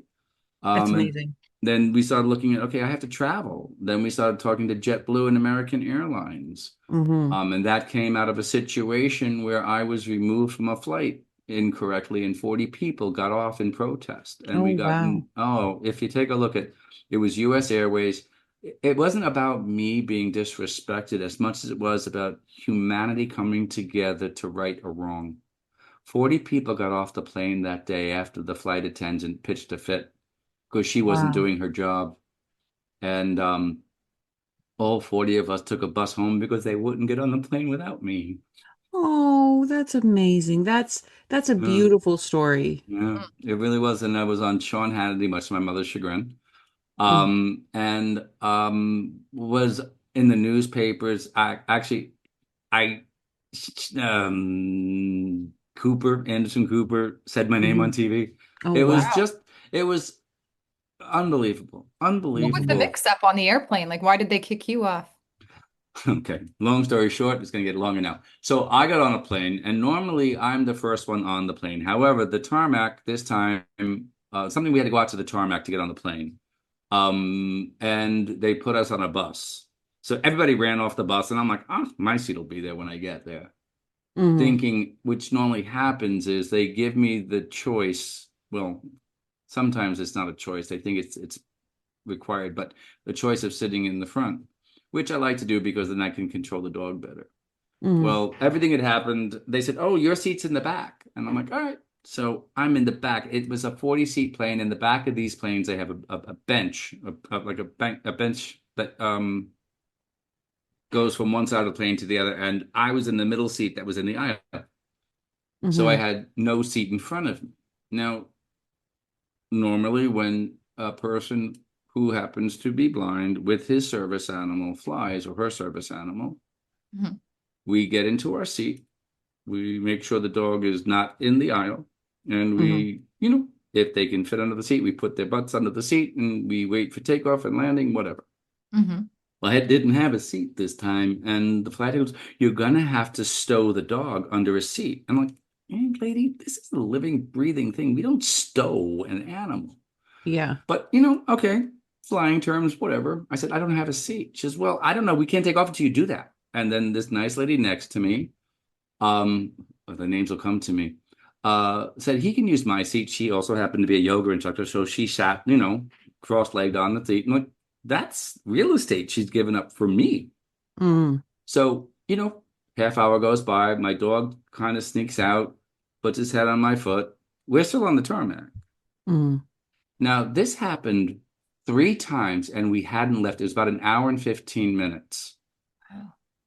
So Kurt Butke was the guy who was sitting up and he was like, is she got a problem or what? I said, I don't know what her problem is, but Hmm. she's nasty. And Yeah. she comes back the third time and she was, look, sir, I don't like. I said, look, okay, the rules that I know them are one, the dog needs to be under a seat during landing, takeoff, and taxiing. Hmm. Right now, we're parked. So what you need to do is you need to figure out what you really want done and how you want it to happen. Yeah. So you can go to the front. When we're ready to take off, you get on that speaker and say, Albert, put the dog under your seat. And we're going to Yeah. taxi down, we're going to take off, and we're going to be good. And then we're going to do the same thing when we land. Otherwise, I don't know how to help you. Yeah. Well, she didn't like that. So she had the plane turned around, Oh man. Oh told my security I was goodness. being argumentative. And of course, they come to the back. Said, sir, we'll help you off the plane. I'm like, oh, I'll get my bag. No, no, we can help you. We can help you. Just we'll help you off. And I realized nobody else is getting up. And um, they were, it was upsetting because the one thing they heard me say was, wait, am I the only one getting off the plane? And Mm, everybody remembers me saying that. And hmm. of course, I let off a few F-bombs Yep. and walked off. And I was freaking out because I mean, I didn't know how I was going to get home. I'm Hmm. in Philadelphia. I live in Long Island. It was a half an Yeah. hour plane ride, 45 minutes tops. And this woman made it a nightmare. So I'm sitting there Wow. screaming at this. Oh, man, his birthday was just the other day, too. Laurent, um, Lamar Burt. No, Lamar Burton. Nope. His name was Lamar. Anyway, uh, we go inside and I'm just, yeah, he's Mr. Rizzi, will you please? And there was another woman there and she says, what happened? And he goes, you're not going to believe this. I thought that dog was going to be running up and down the aisle. She said he was out of control. She said Mr. Rizzi was fighting with everybody. She was, I got in there and it was nice as rain. Everybody was, the dog was sleeping. Mm, Everybody was having a good time, even though they've been sitting on that tarmac as long as they have. hmm. He goes, and you know what was weird? She had 8 empty seats she could have moved Mr. Rizzi to, and it would Oh have been fine. Wow. So my she God. just had a nasty attitude and didn't like me. Wow. And then as I'm sitting there going, well, I can get back on the plane, right? I got all excited. The door swings open, and I hear this man goes, there's no effing way we're getting on that plane with that B word. We're just Oh, gonna wait. wow. The blind guy did nothing wrong. I find out that no less than 2 people had Wow. blind family. Everybody was attuned. It wasn't about me, it was about them. Yeah. Getting up and saying something, it's wrong. And they all took a bus with me back to Long Island where we were all going. And Wow. that plane Wow. went by itself. That woman was hysterical from what they told me. They were ripping her a new one. She was crying. The pilot comes out, we can't leave because now we can't fly because you've got my flight attendant all upset. And they go, Yeah. fine. We took a bus back. And then next thing I know, Wow. I'm getting phone calls from TV stations in the back because we all sat basically in the same place. We were on a plane. It was weird how we all did that. And I'm getting these phone calls. Hi, Albert. I'm like, yeah. Hi, I'm so and so from News 12, and Billy's on the bus with you. He told me you had a problem. We want to talk to him. I'm like, what? Who called the Wow. news? And it was just like that. It was like all over the place for 3 or 4 days. I signed a contract with Cablevision, which was Optimum. It used to be that was what Optimum was before. Hmm. Um, and I'm pitching a deal with them. We were doing work on their consoles, and I forget the guy's name, but he throws down these pile of papers and he's, can you sign this for me? And I'm like, dude, we're just talking about a contract. I can't sign this right now. I'm gonna have to have my cousin who was working with me. They call me Albert Joe at home. Albert Joe, don't worry about it. It's not a contract. It's the news day. You're on the Mm. front page. He wants you to autograph it. I'm like, wow, what a great conference. That was a great meeting. I'm like, yep, we locked the deal up, and I'm here to advocate for the Cablevision people. Yeah, Oh my. no, it's just it Wow. again. It was a horrible situation that could have gone so many different ways until you just look. have gratitude. Yeah. I had gratitude for those people, even though that woman didn't know her job. And from that, U.S. Airways was acquired by American Airlines. I started a lawsuit, and when you go on the plane, all the laws on the ground do not mean anything. Mm. But I turned that into a silver lining, and I said, all I want, and you've picked up on this, both of you. I just want to make sure nobody has that happen to them again. I want to work with American Yeah. Airlines to fix this. And I did. Yeah. You So, And did. yeah, and that's the one thing that I think is that um distinguishes me from other advocates. Again, there are advocates and then there are activists. Activists want to threaten and scream and yell. That's why I don't talk about digital equality. Equality has a litigious tone to it. Equity is totally different, but the same. hmm And I always look to make sure we understand the bottom line and we improve things for a wide variety of people rather than going in there, well, I can't use this. I want you to get, and that's a lot of times lawyers will get a person with a disability a $5,000 check and they think they've hit pay dirt, but then they can't use the site because none of the settlement agreements, which all of mine did, hmm required that they become accessible, Yeah. usable, and functional hmm by a date certain. hmm So I appreciate you hearing that in Yeah. my words that it's not about me. It's about, and that's the one thing too. And Gabriella was talking about this today. At My Blind Spot, we believe that team stands for together, everyone achieves more. So Mm. by all of us coming together, grant advance, your donors, your grantors. There's a way that we can all come together to achieve more. And Absolutely. yeah, and And one of the really, things we're doing now. So go ahead. oh, I was just going to say, what you are asking of these companies and Right. of the airlines, it shouldn't be, oh, we're doing this, look at us. It should be the bare minimum. You know what I'm saying? Like, Well, that's what they do. That's where there's the accessibility checkbox, which is the bare minimum. Do you yeah. know that I think it's like 15 wheelchairs a day get lost or damaged? Imagine being reliant on a wheelchair and hmm getting to your destination and finding out it's not there. Yeah. Yeah. And I that's happened. Yeah. I follow this person on Instagram, and she is diagnosed with ALS. She's pretty far into her ALS journey, Hmm. and she flew somewhere with her friend, and she said, "My wheelchair didn't get broken this time like it did, Right. but my other friend who also has ALS, her wheelchair, which as a person with ALS, you cannot walk, you cannot No. do anything. You rely on that wheelchair so heavily. And then they put that wheelchair in the trust of some of the people that work for Yep. the airlines. And not only was it just broken, it was broken in half. Yep. Can you like and she was talking about it like, I'm lucky that mine didn't break this time. It has Yep. before. Yep. And it's like, are we not, it's such a big deal that Yes. people don't think about, but No. it's really, really a big thing. And I know Uber as well has had some criticism recently about not allowing Service the animals. service animals Yeah. on into like regular Ubers. You have to pay for a specialized one, and No. and things like that. Like, and I love that you guys are bringing attention to these things, these discrepancies, and I just think Yeah.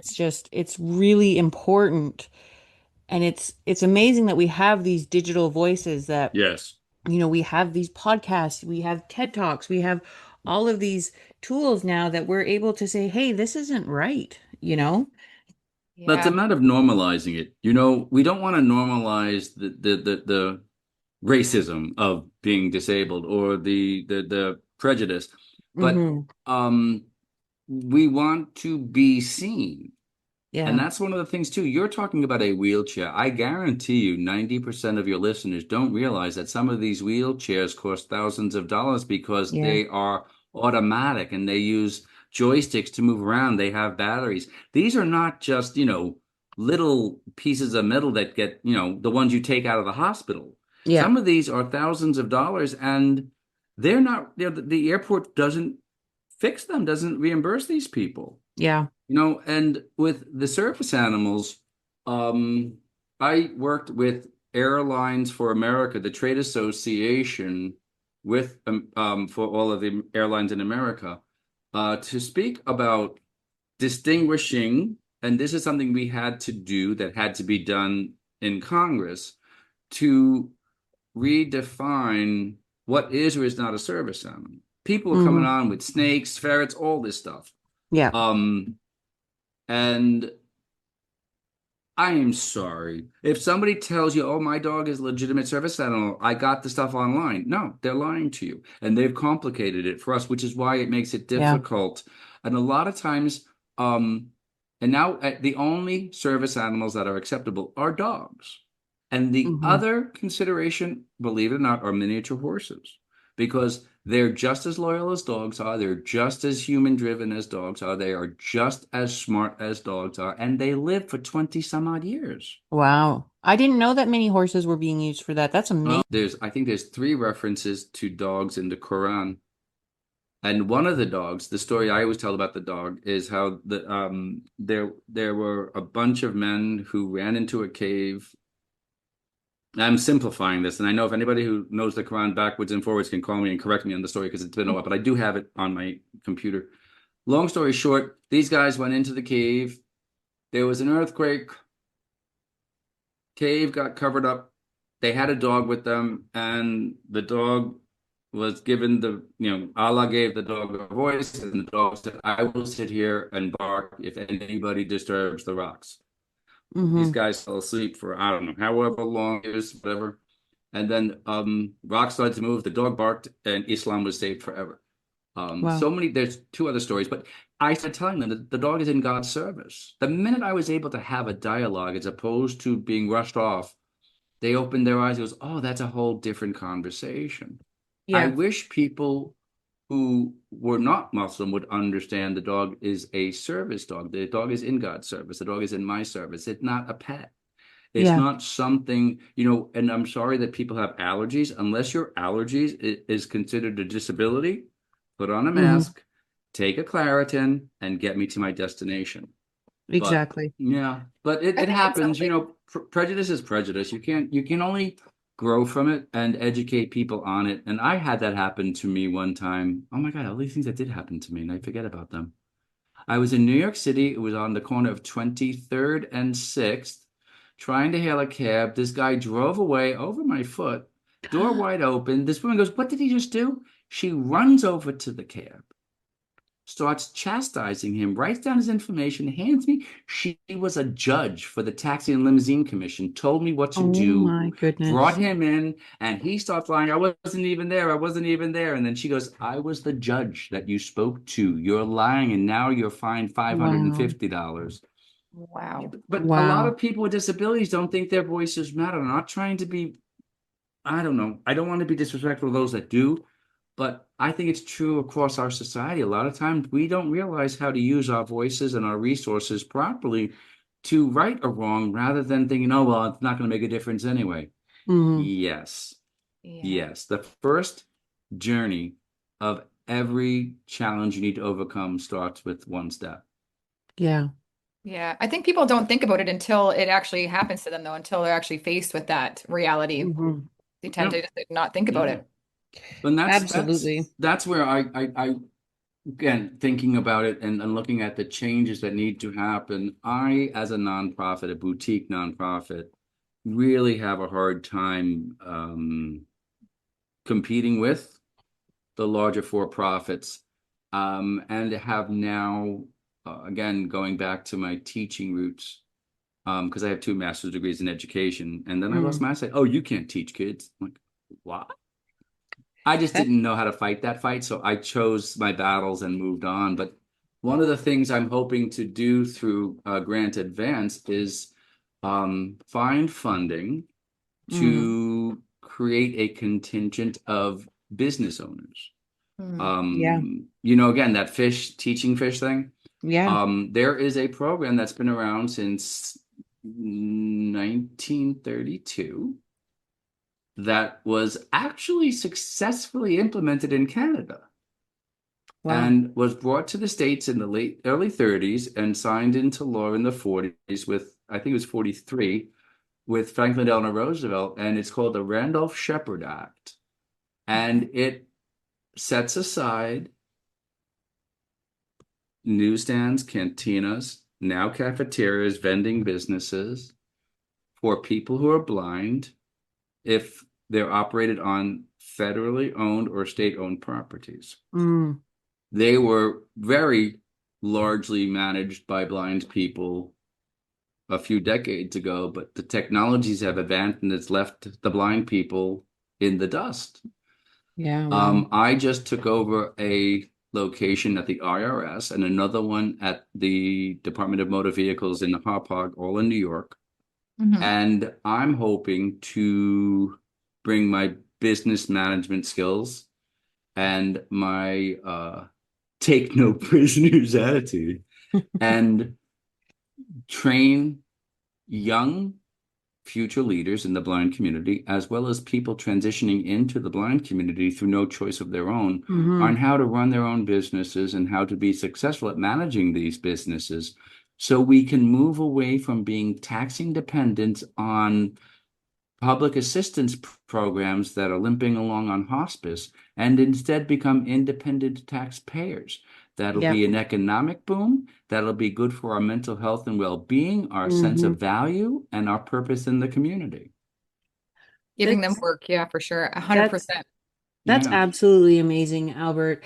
You know, it's there's a couple things that are coming to my mind. One of the So, things that you had said early in this podcast was um something along the lines of you picked the right time to go blind because of all of yes. the things. And that's kind of running through my mind as yes, like you're using meta glasses, we have the accessibility. But then another part I'm also thinking is what a blessing it is that you are leading this charge in the community. Like what an Amen. amazing thing that you have Yeah. I'm looking at your Zoom name here and it says Masters of Education. Like I can see that. And it's just and taking what you were learned, what you studied, and now you're bringing it into the community and you're going to be Yeah. sharing your knowledge and I just think It's a calling. like, It really is a wow. blessing. No, and a lot of people, one of the things that I'm going to say irritates me, even though that's not the word I think I should use. Oh, you're such an inspiration. Really? Mm, If I'm an inspiration, what am I inspiring you to do tomorrow? hmm. Don't walk out of here and not do something different in the in the day-to-day circumstance of people with disabilities, because that means you're doing the same thing we've done in society for thousands and thousands of years. I mean, the Hmm. Bible didn't think people who were blind were good enough. And that's Mm, one of the things too. I am blind, but now I see. I was yeah. blind, but now I see. Now I believe that. I do believe that I see things very differently. I see things more completely. I'm actually stopping to smell the roses because when I could see, I was in a New York Minute mindset. Can't stop Hmm. now, got to keep going. I Yeah. just, in hindsight, I missed so much by not stopping. I lost my eyesight and I realized the names of the people on my block. There were, Hmm. what pets they had, if they had kids, how many dogs, why'd that guy have three dogs? We would just wave at each other. There was a Baptist priest, Peter, and he invited me to come to church. Everybody found out what happened because they would see me. We'd go out and move our cars. I had a car in the city.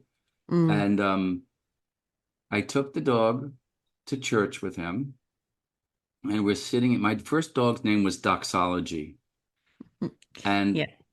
do you know what a doxology is? No, but I Okay, like the name. me too. Doxology was a hymn, the first hymn that was written in the vernacular. It was written by Thomas Ken, an archbishop in England. And Hmm. if you break it up, doxy, orthodoxy, Hmm. ology, study of, the study of religion, study of orthodoxy. Hmm. Yeah. And he had a morning doxology, a midday doxology, and a midnight doxology, praising God. And we Wow. went in, and it's like, I praise be to him from whom all blessings flow. Blessed be all Hmm. creatures high and low, something, something, Father, Son, and Holy Ghost. Yeah. And he does the doxology.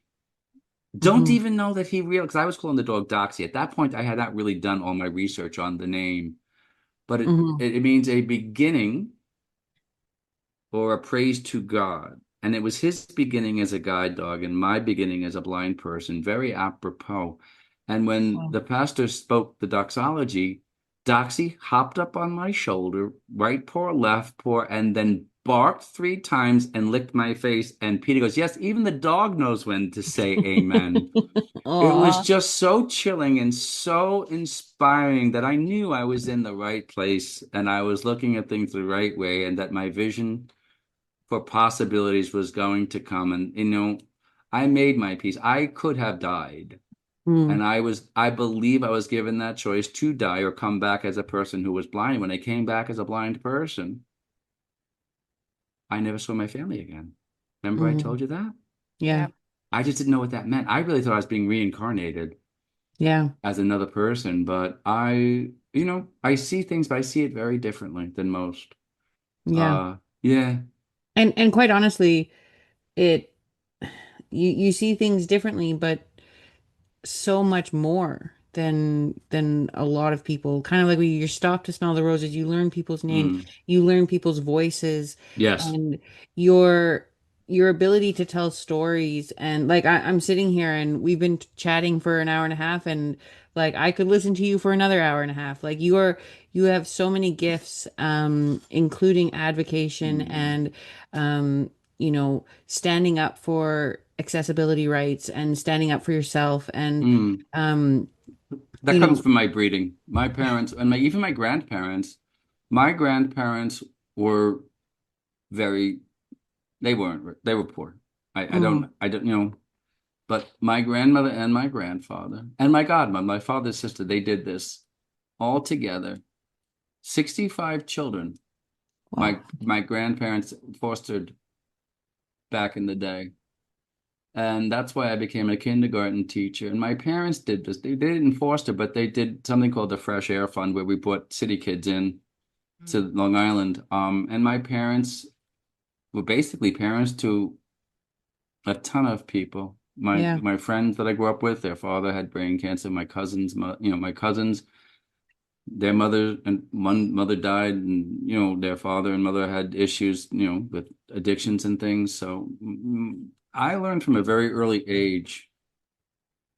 Uh, I don't know why in my head do unto others as you would have them do unto you. You treat people with Hmm. kindness, and that's what our world needs. And I think that's what we're lacking today so desperately. Yeah. And the reason I am doing this is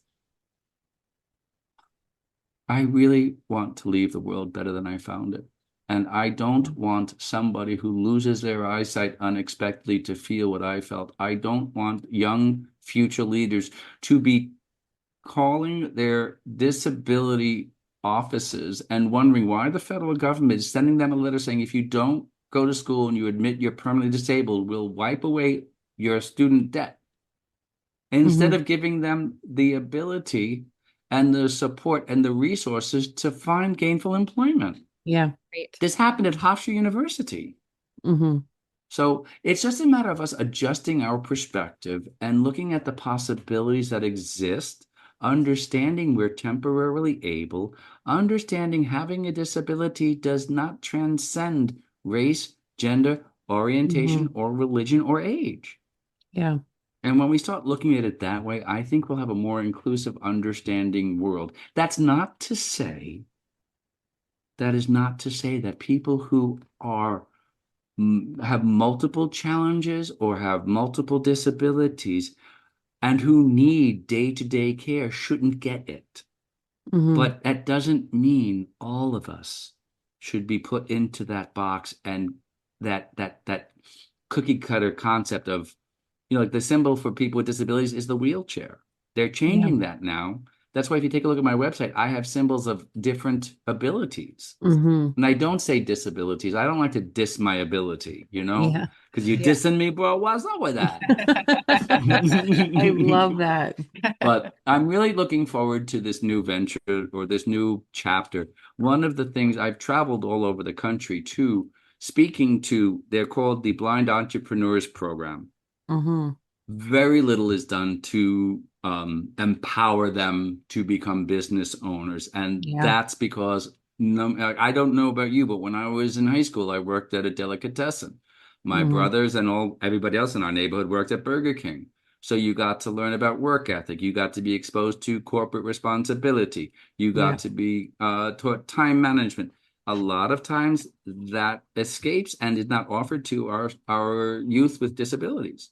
I Hmm. want to be a pathway for opportunity. So this idea of putting together this program where we train them in Business Management 101, we give them all the skills they need to succeed, and then we hold their hand and, well, we put training wheels on everything they do. And then once we take the training wheels off, we'll always be there as mentors to mentee them into, I don't know. It's a no-brainer, and I don't understand why it just hasn't happened yet. But that's for me to take up with Governor Hochul and Kimberly Hill, who is the very first chief disability officer in the country. She's the chief disability officer here in New York, and she and Governor Hochul are wanting to improve access to education, Hmm. employment, and housing for people with disabilities. Yeah. And I had the pleasure of meeting both of them. And this is my part. This is my contribution to my state and my community. And I Yep. promise, and this is a really big buzzword for grant advance, it's replicable. We can Hmm. replicate this from state to state, and I want you to be with me when I do that. Yeah. Beautiful. Wow. I I'm honestly a little speechless. Well, earlier in the podcast, when you're telling your stories, I looked up quickly. Do you have a book out? I'm going to smack you. Do you know how many people think I should write a book? And I'm the last person that thinks anybody wants to hear what I have to say. It's so No. funny. If you want to do a book, find the time. I will. I don't know. It's my ego. My partner has told me this. A therapist I was seeing told me this. Jonathan Hermes. I miss him. Anyway, he put together this whole outline. I just haven't given myself permission to believe that it's possible, but maybe we could sit down and discuss that over a glass of wine. I I would love to do absolutely that, but I don't know where to begin. I really don't. Absolutely. I could I'm sitting here listening to your stories, Albert, and I'm like, he had so I quickly looked up Albert Rizzi book and nothing came up. So No, I would love to see your book no. come out where Well, you you know tell what? these Yes. stories. Well, and that's the thing. I can either do what I guess as a kindergarten teacher, I call them chapter books. Each chapter would be dedicated to a little vignette or a little story, an episode that happened in my life. Some of Mm, it's comical, some of it really gets you upset. But then one of the things I do speaking engagements too, so I'd love to be able to do that, but I haven't found the right vehicle. I love speaking. I really do. And I feel it's been something that's been perfected or I've taken to new heights since losing my eyesight. But hmm. public speaking is the way that I think I can get another more understanding out because basically I have overcome challenges. Yeah. Mhm. And it doesn't matter what your challenge is. We can all speak together and learn from each other and how to deal with that. Seeing people differently, understanding ability, you know, I would love to investigate that further. And if there's any listeners out there who are agents, where do I sign? Yeah. Let me help Yeah, facilitate that right. Yeah. introduction because But, wow, that you and you know, know what? Kind of again pulling back to something you had mentioned earlier, every single one of us could say, I know somebody with this right. accessibility, and Yep. I know somebody that, is blind or deaf, Yep. or every single person has been touched by it in some way. One in And four people so know somebody with a disability. Absolutely. And so I find that your stories of, like the when you're on the airplane Hmm. and it just it's so impactful, and we can all, I'm sitting here being like, I would get off that plane 100%. Do you know what I Yep. mean? Oh And yeah. I'm thinking like, how many others like being given that opportunity to stand up for somebody and to use their voice, it's so important. And so I think that your stories allow us to think and want to, it's coming from a different perspective. And I just think it's so amazing, Albert, like Yeah. really. And kind of like, well, it's my story, like, Yeah. It's all this stuff. authentic. But I think I come across as authentic. None of this, and it's kind of funny. Oh my God, there's so many things. My Richard Kelly, he passed. He worked with me, mm, and we would go to this. I would go to this. Uh, I call it a blind. One time in blind camp, blind retreat, in band camp. Uh, and it's called Candle in the Window. We have a candle out mm, for you, so it's always your the door, like Motel 6. We got the light on yeah. for you. And Richard lived in the pits of Iowa, someplace. It took me 3.5 hours to get there by car after I landed in another state, and it was just crazy. Anyway, I brought him this year to get him out, and they were doing this icebreaker thing. What is one thing that people would never believe about you? Mm. And it came to me, and I said, "Yeah, I'm a pretty humble person." And they all started laughing really hard. And I said, "I told you wouldn't believe it." So I let it go, because humble people don't swear they are. And Yeah. it got to Richard, and Richard said, "The one thing people don't know about me is this." But before I finish, I'm aghast at how you laughed at Albert. He is humble. He makes Mm. sure that my wife and I have money before he does. He makes sure that people are able to use accessible platforms. He makes sure all of his staff is taken care of. Yeah, Hmm. he's an arrogant blowhard, but he's a humble, arrogant blowhard. I'm like, oh, thank you, Richard. But Yeah. um, I think sometimes the confidence and the um, I don't like that word, articulateness. My being articulate and my sense of purpose in all of this affords me the opportunity, as well as grants me the platform to speak from where some people would not otherwise be comfortable speaking. Hmm. And I want to make sure that as much as my issues are mine, going back to challenges and how we overcome them and what makes us stronger, um, it's just me relating to people and relating my circumstances, which you're calling them my story, to people. And there are people who can empathize. Mm. That's one of the things I think, left turn. Um, Empathy is very different than sympathy. And I think the disability community and our charitable giving programs do it from a sympathetic perspective, Yeah. as opposed to empathy, which, okay, empathy means, oh, I get that. I wouldn't want to be in that situation, or I wouldn't want to have somebody do that for me. I'd rather do it myself. Mm. Um, there's a whole social perspective that needs to shift. And I think people on both sides of the ability fence, those that are temporarily able and those that are not, Yeah. need to hear it. We've become complacent in that. The people who are temporarily able think that tomorrow is never going to come.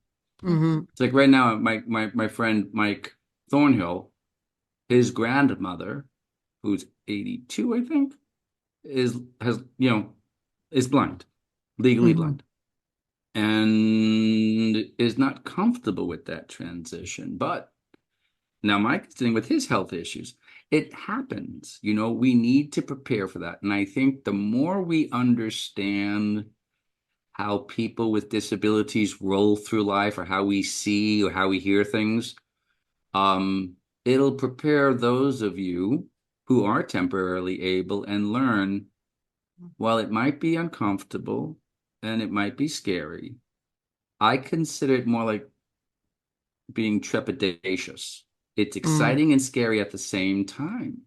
but Hmm. it's taking, the curveballs and hitting them out of the park when you can. It can be done. It's Yeah. not insurmountable. Yeah. This amazing.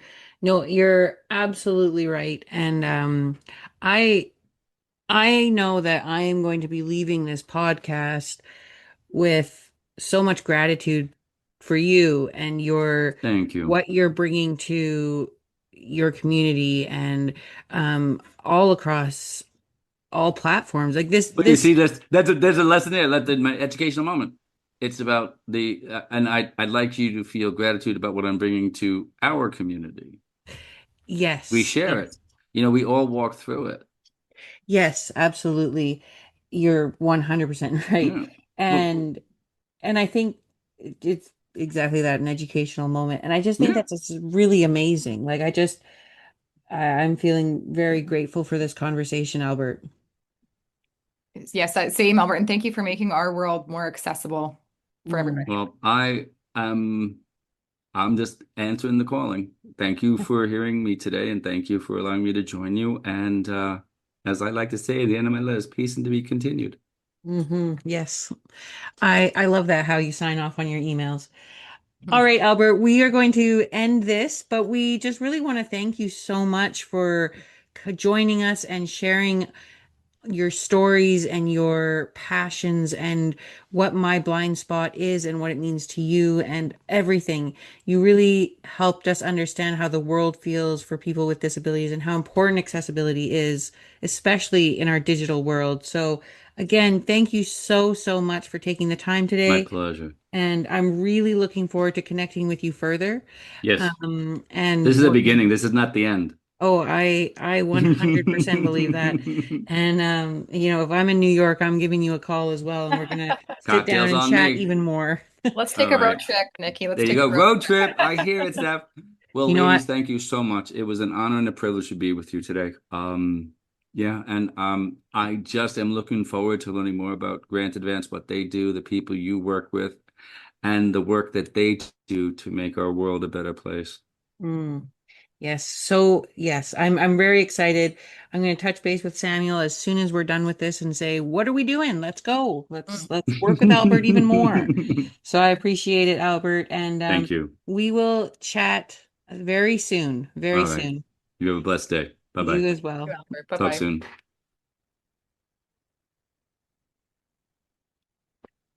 Okay. Ah.